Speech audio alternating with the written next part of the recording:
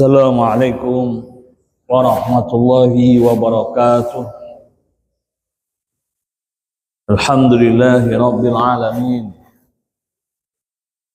Huwallazi ja'ala qawla wa fi'la qararan nabiyya hadith. Thumma sannanaha fatasanna bihal muslimun. Allahumma salli wa sallim wa barik ala sayyidina Muhammad wa ala alihi wa ashabihi wa man tabi'ahum bi ihsan ila yaumiddin.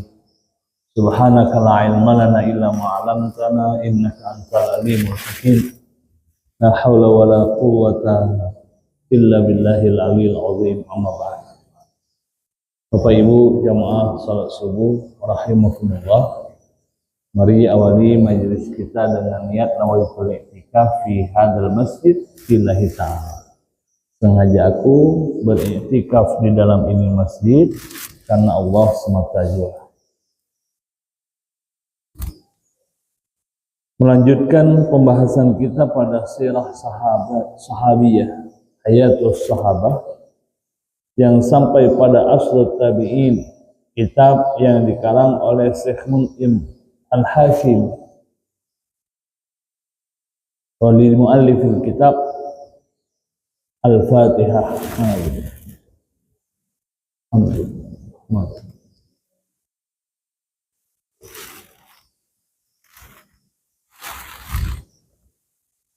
Tatkala Abu Muslim Al-Khailani sudah berada di negeri Syam, setelah ia diusir dari Yaman, lalu pindah ke Madinah, dan kemudian di saat Daulah Umayyah berkuasa, ia membersamai Muawiyah bin Abi Sufyan selaku khalifah Amirul Mukminin dari Bani Umayyah, yang kedudukannya saat itu berada di Syam.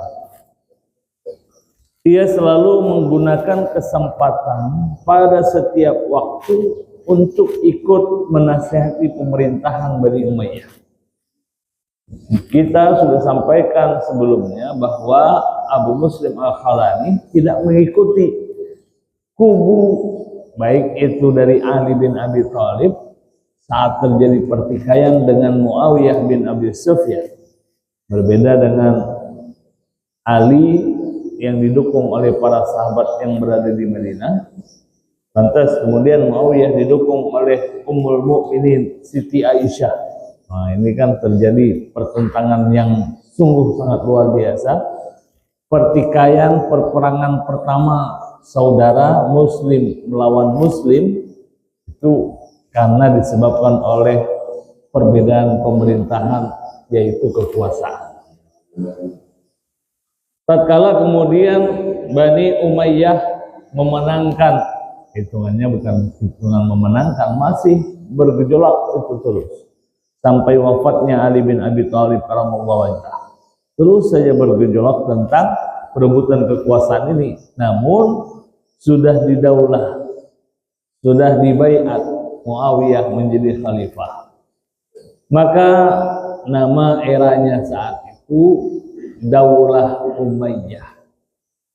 Nanti setelah beberapa tahun, puluhan tahun juga, baru berubah lagi daulahnya menjadi Daulah Abbasiyah. Habis Daulah Abbasiyah ratusan tahun juga itu, baru muncul Mamaluk, kerajaan-kerajaan kecil yang di era keemasan kedua terkenalah dengan Daulah Utsmaniyah yang paling panjang sampai habis masa Daulah Islamiyah itu sendiri. Utsmaniyah itu di Turki, dan Utsmaniyah pula yang kemudian memberikan kemerdekaan kepada kerajaan Saudi yang kekuasaannya diserahkan kepada As-Saud, Abdul Aziz As-Saud, maka namanya kemudian kerajaan Saudi Arabia. Tidak heran kalau begitu, yang paling panjang memerintah mulai dari Khulafaur Rasyidin yang hanya 30 tahunan. Setelah itu muncul Daulah Umayyah ratusan tahun. muncul daulah Abbasiyah ratusan tahun. Habis, tidak ada lagi kekuatan Islam saat itu, era keemasannya habis.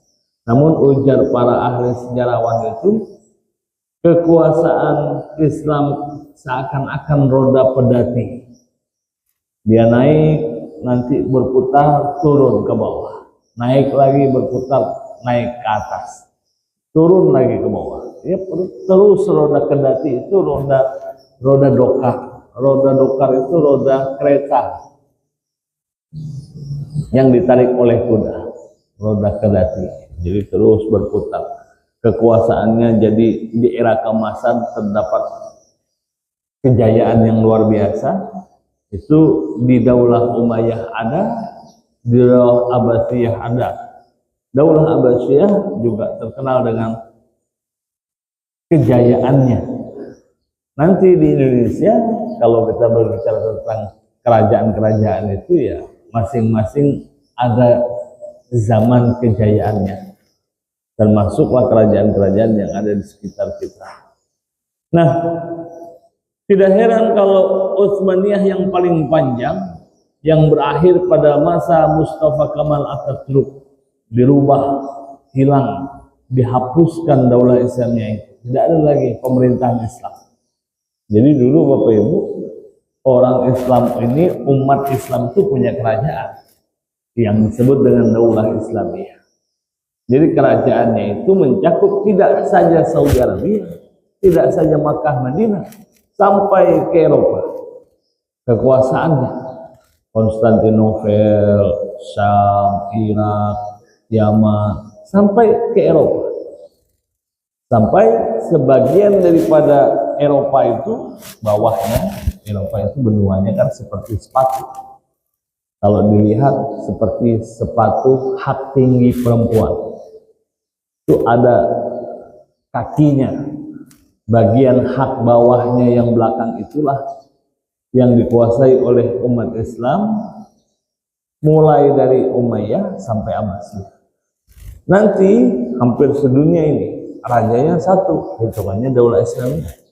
Nah, saat itu dikuasai yang paling panjang masa keemasannya di zaman Utsmaniyah. Utsmaniyah itu pusat kerajaannya di Turki, dan Turki itu bagian daripada negeri-negeri yang beragama Islam. Maka tidak heran kalau ada orang yang melihat kekuasaan umat Islam itu di bumi Eropa. Bagaimana tidak? Jerman saja banyak artefak-artefak yang arsiteknya itu juga bernuansakan Islam. Inggris, Leiden, di Leiden, nah, itu banyak sekali. Maka kalau kita ke Eropa masih sering kalau mendatangi tempat-tempat yang bersejarah itu, dia bernuansakan Timur Tengah, bernuansakan Islami. Kaligrafi-kaligrafinya ini masih bentuknya bentuk Islam, karena memang kekuasaan Islam itu merambah sampai ke benua Eropa. Kalau Indonesia ini masih benua Asia, satu benua dengan Timur Tengah, dengan Saudi Arabia. Nah, ini sampai ke Eropa, sampai ke benua Afrika. Nah, hampir benua-benua sedunia itu di bawah kekuasaan umat Islam yang rajanya satu di bawah daulah Islamiyah. Yang kemudian itu hancur karena memang ketika Utsmaniyah ini habis, itu dihapuskan daulah Islamiyah, tidak ada lagi daulah Islamiyah. Maka dia menjadi kerajaan-kerajaan kecil sesuai dengan negara-negara saja. Padahal dulunya sedemikian rupa. Nah, di Syam itu pemerintahan pusatnya Bani Umayyah. Muawiyah selalu dinasihati oleh Abu Muslim Al-Khalani. Abu Muslim Al-Khalani inilah sosok tabi'in yang hampir nasibnya sama dengan Nabiullah Ibrahim alaihissalam, akan dilemparkan ke kobaran api untuk dibakar, namun tidak jadi. Nasihat-nasihat yang diberikan kepada Muawiyah itu pun Meskipun ia selalu melapangkan dadanya menerima nasihat. Di antara yang dia terima dari Abu Muslim Al-Khalani, jadi nasihat dari orang yang pernah dibakar ini kan dahsyat. Di mana kelihatan zuhudnya. Ini salah satu tokoh zuhud yang luar biasa ketika ia menasihati pemimpin. Abu Muslim pernah berkata kepada Muawiyah, "Wahai Muawiyah, harta benda itu semuanya bukanlah milik. Ketika engkau memegang harta benda, yakinilah bahwa apapun yang engkau miliki itu bukanlah milikmu, bukan pula milik ayah ibumu. Maka janganlah engkau pernah menahannya dari orang-orang lain." Kenapa? Karena saat itu Muawiyah pernah menahan pemberian untuk orang-orang beberapa waktu. Artinya ketika ada yang memberikan sesuatu untuk dibagikan oleh pemimpinnya ditahan. Nah ini yang kemudian diambil hikmahnya dari pengurus Masjid Jogokarian Jogja. Masjid Jogokarian Jogja yang selalu menolkan saldo kas masjidnya. Nol. Jadi kalau ada pengumuman itu ya saldo kas nol. Kenapa? Karena setiap hari ketika ada yang berinfak, yang bersedekah, yang berwakaf, hari itu juga dihabiskan. Ketika Muawiyah menahan pemberian orang untuk dibagikan, datang Abu Muslim kepada Muawiyah. Muawiyah ini kan presiden nih, itu khalifah. Kalau di kabupaten ya bupatinya. Didatangi, "Wahai Muawiyah, harta itu semuanya bukan hanya yang disedekahkan, bukan hanya yang dititipkan tadi. Semuanya itu bukan milikmu, bukan milik ayah ibumu. Maka janganlah pernah engkau menahannya." Sehingga kemudian Muawiyah segera menyampaikan kepada rakyatnya, "Wahai sekalian umat manusia, pergilah ambillah hak atas kalian, inilah keberkahan dari Allah Subhanahu wa taala." Segera Muawiyah mentaati, mematuhi apa yang diingatkan oleh Abu Muslim. Artinya memang meskipun Muawiyah itu sedemikian rupa selaku presiden, ia masih menerima dengan lapang dada apa yang menjadi nasihat ulama-ulama yang ada di sekitarnya, termasuklah Abu Muslim Al-Khalani. Pada kesempatan yang lain Muawiyah pernah pula dinasihati tentang kezaliman. Jadi memang berani kali ya hitungannya begitu. Tapi memang sedemikianlah bukti bahwa sosok ulama ini menjadi ulama, sosok guru yang menjadi orang yang patut digugu, yang patut ditiru ketika ia memperingatkan Muawiyah. Dirasanya Muawiyah ini sudah melakukan kezaliman, didatangi oleh Abu Muslim. "Wahai Muawiyah, hindarilah olehmu kezaliman, karena kezaliman itu adalah kegelapan pada hari kiamat." Ini kan hadisnya Rasulullah. "Iyakum wadh-dhulma, fa inna dzulma zulmun yaumal qiyamah." Ini ada dalam hadisnya Rasulullah. Diingatkan, hindari olehmu kezaliman, karena kezaliman itu adalah kegelapan pada hari kiamat. Muawiyah, jika engkau menzalimi seseorang, maka kezalimanmu itu akan hilang dengan keadilanmu. Ini nasihat yang lain. Muawiyah, aku mohonkan perlindungan untukmu kepada Allah, supaya engkau tidak menyangka bahwa kekhalifahanmu ini hanya ada dalam hal untuk menggali sungai-sungai, untuk mengumpulkan harta. Karena kekhalifahan itu adalah untuk mengamalkan kebenaran dan berkata adil, menghukumi orang dengan sesuatu yang diridhai Allah Subhanahu wa taala. Nah, ini memang sebenarnya tugas pemimpin yang utama, mensejahterakan rakyatnya. Tugas utamanya seorang pemimpin ketika dia dipercaya, diberi amanah untuk memimpin sebuah negeri, maka hakikatnya tidak lain tidak bukan untuk mensejahterakan rakyatnya. Ini bukti Abu Muslim Khailani mengutamakan kebenaran. Dalam hal itu ia tidak pernah takut untuk menyampaikan kebenaran, karena memang kulil haqqa walau kana murra. Sampaikanlah kebenaran itu meskipun ketika itu disampaikan pada hakikatnya rasanya pahit, getir, tapi tetap harus sampaikan. Katakan yang benar itu benar, katakan yang salah itu salah.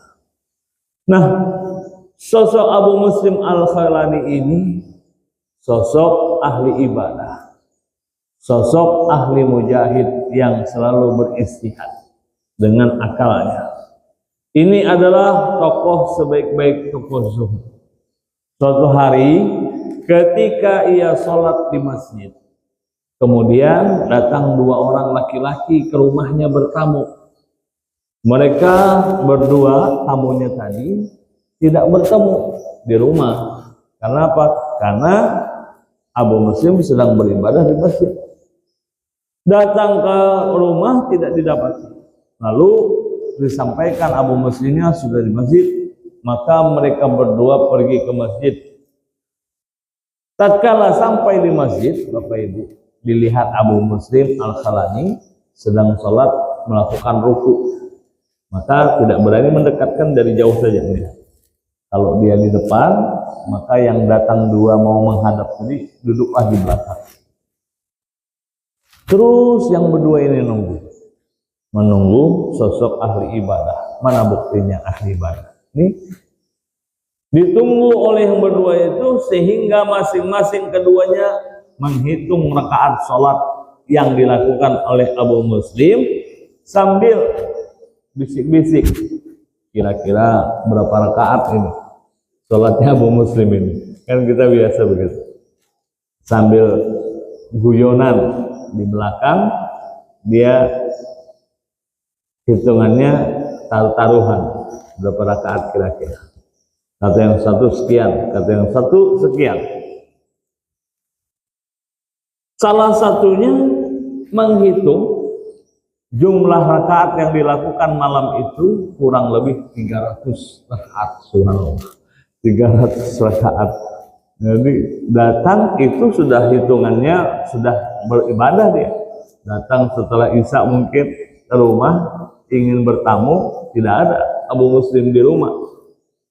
Disampaikan dia sedang di masjid, maka disusul ke masjid. Di belakang sudah sekian lama menunggu. Ini akhirnya yang satu ngitung 300, sudah saya hitung 300, berarti berapa ratus lagi rakaat yang akan dikerjakan. Yang satu menghitung 400. Saya hitungan saya udah 400, sudah taruhan kita. Siapa yang paling banyak nih katanya. Kira-kira 500 hitungannya. Subhanallah. Coba Bapak Ibu bayangkan rakaatnya pakai ratusan. Kita 2 rakaat saja masih berat.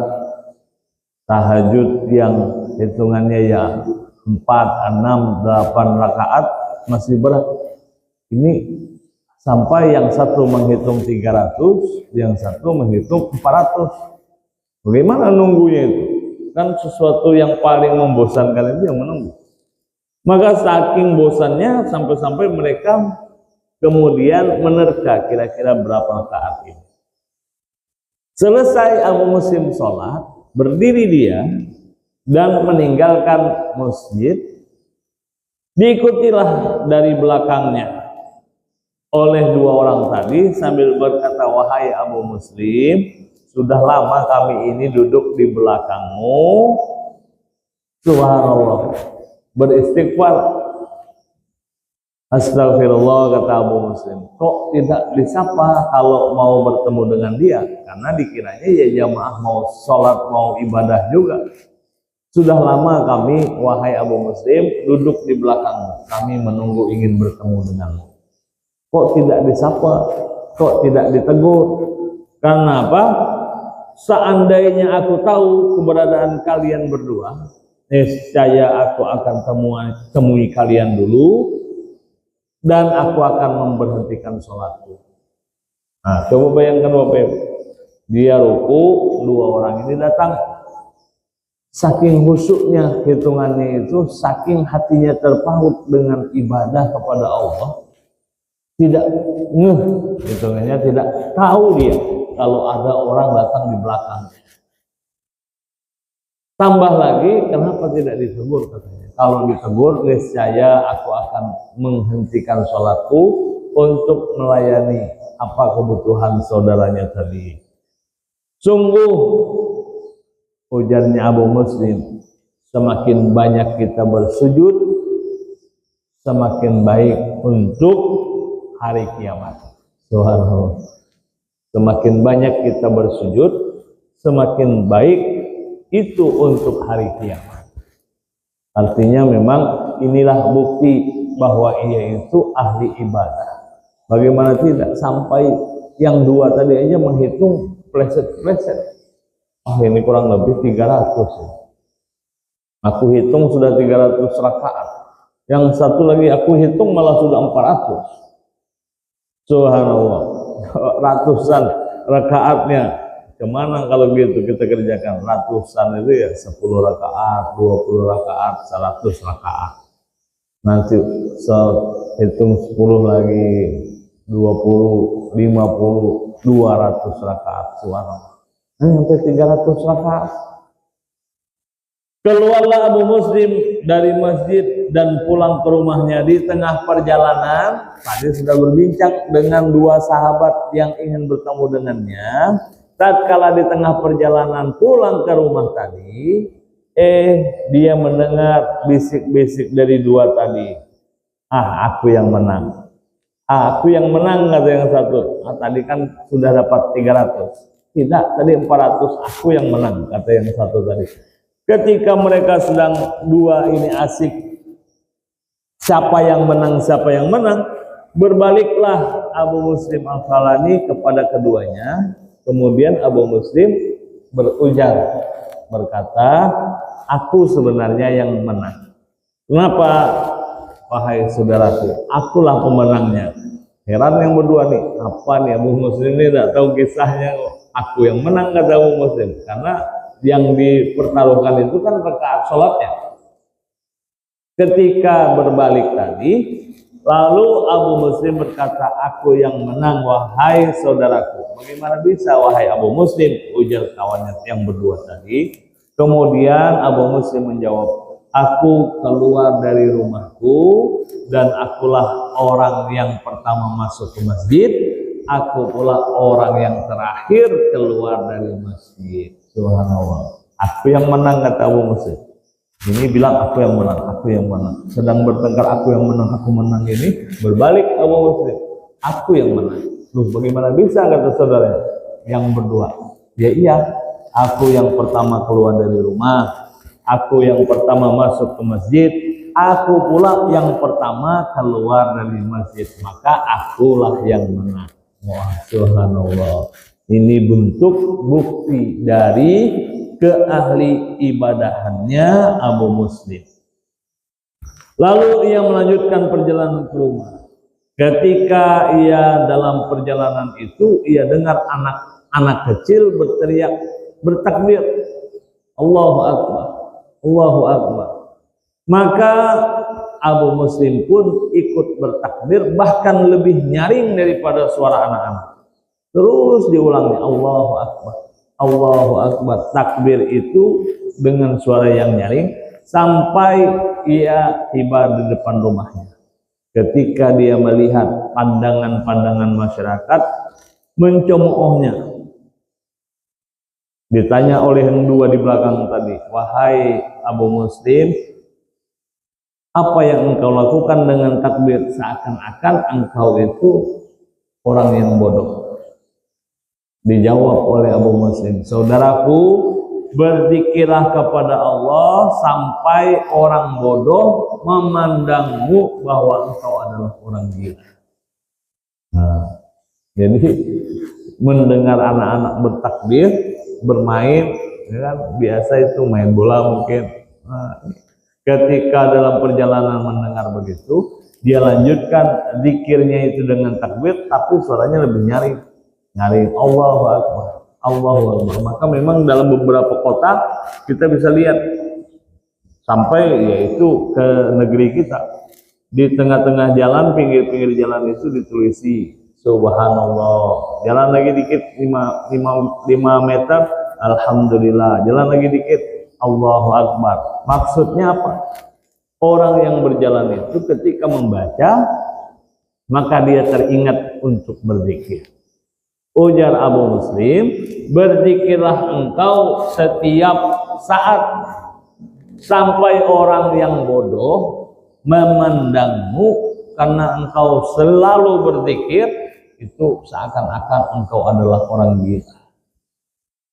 Orang bodoh ya tentu dia bilang, apa ini berzikir terus, orang gila ini. Nah, ini berzikirlah engkau kepada Allah sampai orang bodoh. Siapa yang bilang orang gila ini? Ya, tentu orang-orang yang bodoh yang tidak mengerti kenapa kok ya di jalan-jalan itu ditulisi kalimat-kalimat thayyibah.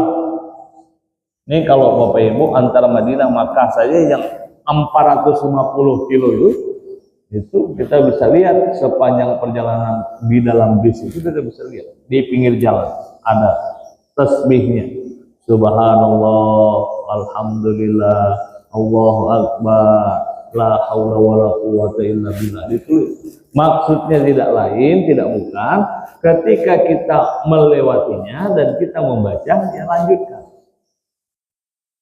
zikirnya itu. Nah, di kota-kota kalau kita ke Pekanbaru ya di Pelalawan itu ada. Nah, ini kita sering lihat begitu ya. Maksud tidak lain adalah mengajak orang yang melewatinya untuk mau membaca zikir. Nah, suatu ketika Bapak Ibu, di antara karomah kewalian Abu Muslim Al-Khalani itu, ia tidak pernah merasa takut saat ia keluar bersama kaum muslimin ketika memerangi negeri Romawi. Ia ikut menjadi prajurit dan tentaranya. Saat itu kaum muslimin ingin menyeberangi sungai. Diingatkan oleh Abu Muslim, saudara-saudaraku tentara yang mau menyerang negeri Romawi, seberangilah sungai ini dengan menyebut nama Allah. Seberangi sungai ini dengan bismillah. Lalu dia ikut menyeberang sungai. Setelah menyeberangi sungai itu, dia berkata, apakah ada di antara kalian yang kehilangan sesuatu? Harta benda misalnya, barang-barang misalnya, barang siapa yang merasa kehilangan sesuatu, aku nanti akan menjadi sosok yang bertanggung jawab. Ya, karena pemimpin kan takut tentaranya ini. Karena melihat ada tentara yang ragu-ragu menyeberangi sungai, sampai dia bilang, kalau ada yang hilang dari barang-barang yang kalian bawa, kasih tahu saya tanggung jawab. Nah, hitungannya begitu. Berangkatlah para tentara ini menyeberang. Kemudian karena mendengar jaminan dari Abu Muslim, siapa yang kehilangan barang, lapor saja, nanti dia yang tanggung jawab. Ada yang sengaja, satu orang sengaja melepaskan keranjang bawaannya, tas ranselnya mungkin sengaja dilepaskan di tengah-tengah sungai itu. Maka kemudian ia mengadu kepada Abu Muslim, wahai Abu Muslim, tas bawaanku hilang.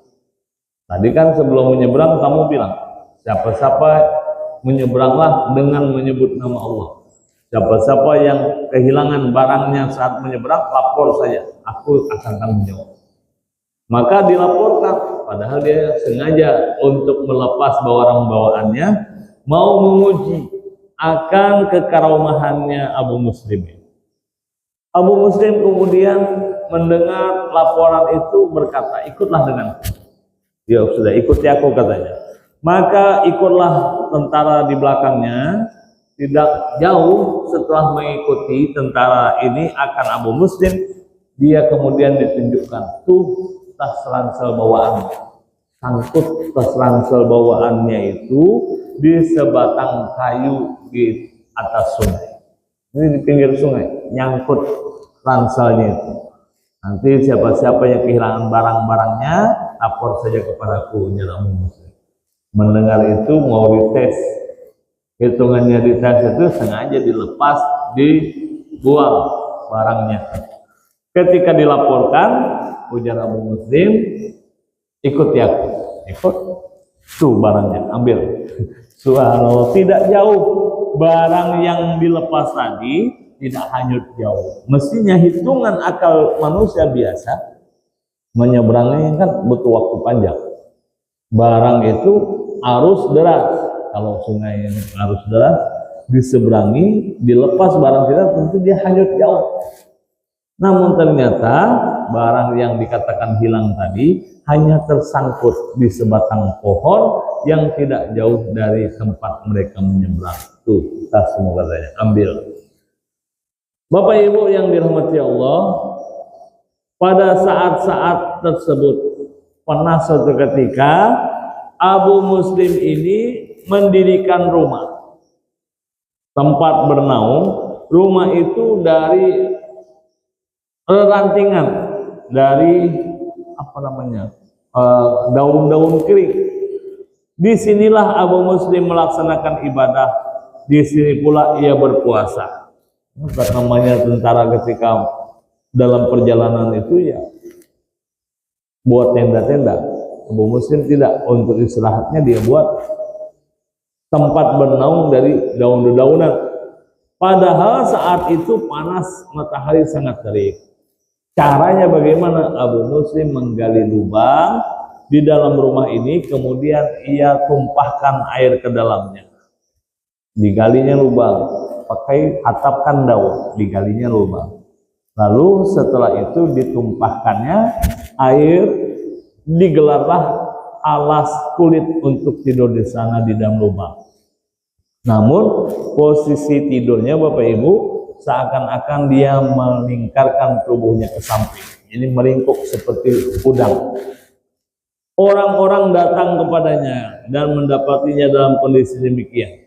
Tubuhnya terlihat lemah. Kemudian Abu Muslim, ujar orang-orang yang datang tadi, apa yang membuatmu tetap berpuasa meskipun situasinya begini? Ini kan panas terik matahari, kok masih sanggup puasa? Bagaimana kalau mau berperang nanti?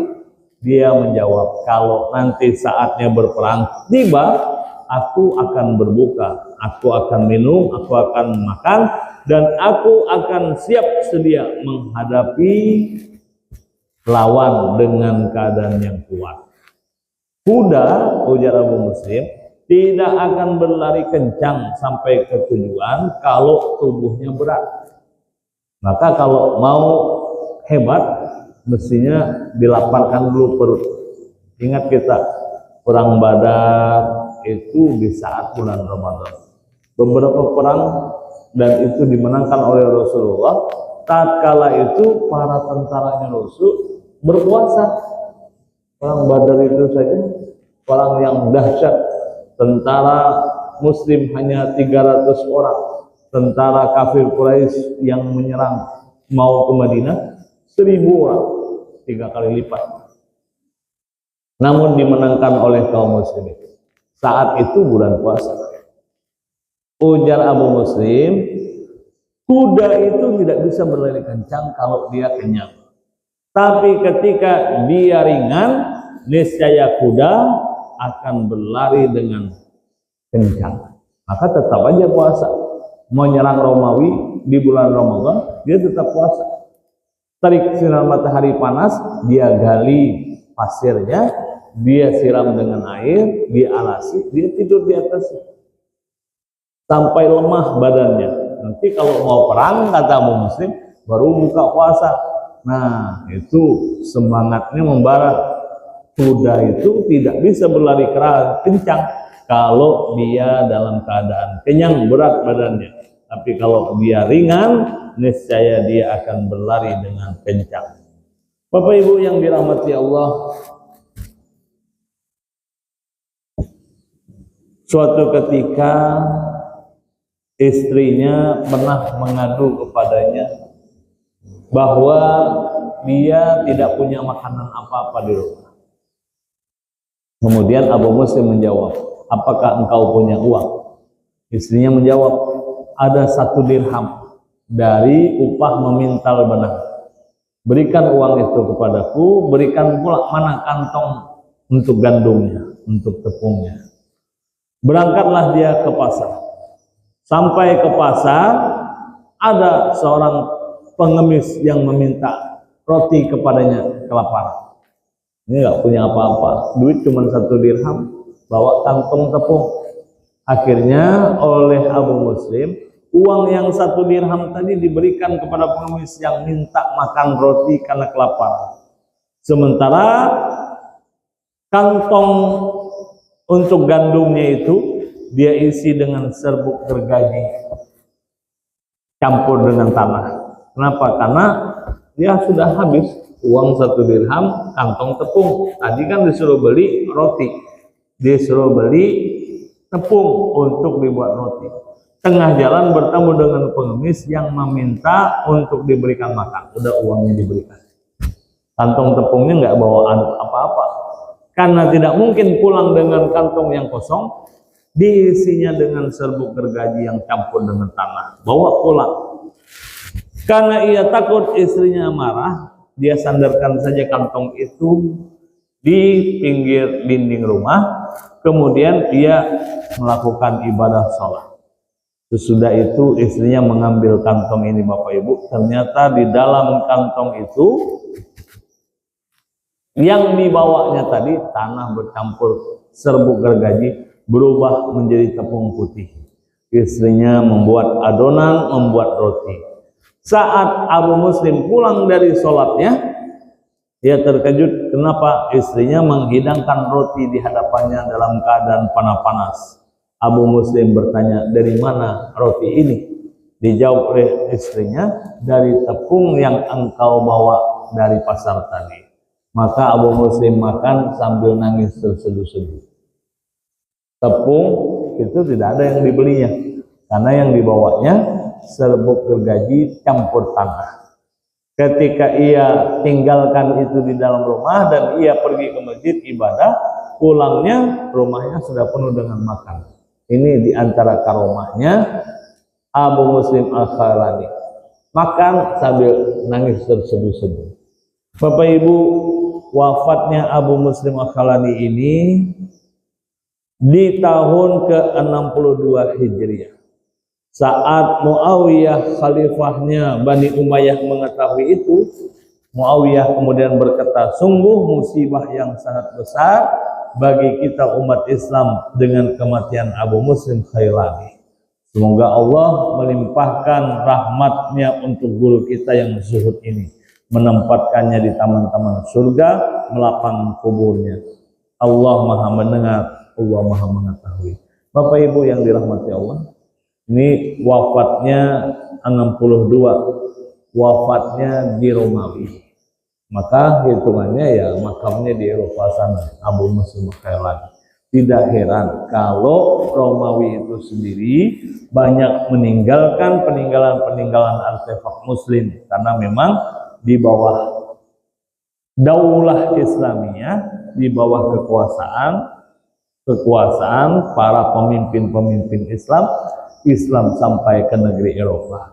Kurang lebih mohon maaf, nanti pada pertemuan berikutnya akan kita sambung dengan sosok zuhud yang lain. Yang ini sering kita dengar.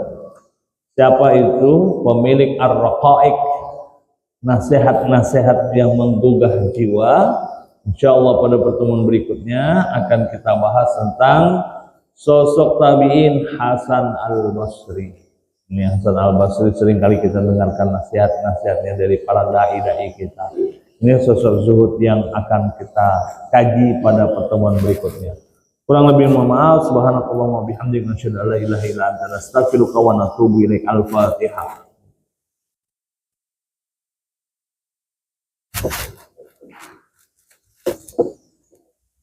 Amin amin ya rabbal alamin. Alhamdulillahi rabbil alamin. Wassalatu wassalamu ala asyrafil anbiya'i wal mursalin sayyidina Muhammad wa ala alihi wa ashabihi ajmain. Allahumma ighfir lana dhunubana wa liwalidayna warhamhuma kama rabbayana shaghira. Allahumma zalamna anfusana wa illam taghfir lana wa tarhamna lanakunanna minal khasirin. Allahumma anfa'na bima 'allamtana wa 'allimna uluman ma tanfa'una wa zidna hidayatan wa taufiqa. Rabbana atina fid dunya hasanah wa fil akhirati hasanah wa qina adzabannar. Subhana rabbika rabbil izzati amma yasifun wa salamun alal mursalin walhamdulillahi rabbil alamin. Assalamualaikum warahmatullahi wabarakatuh.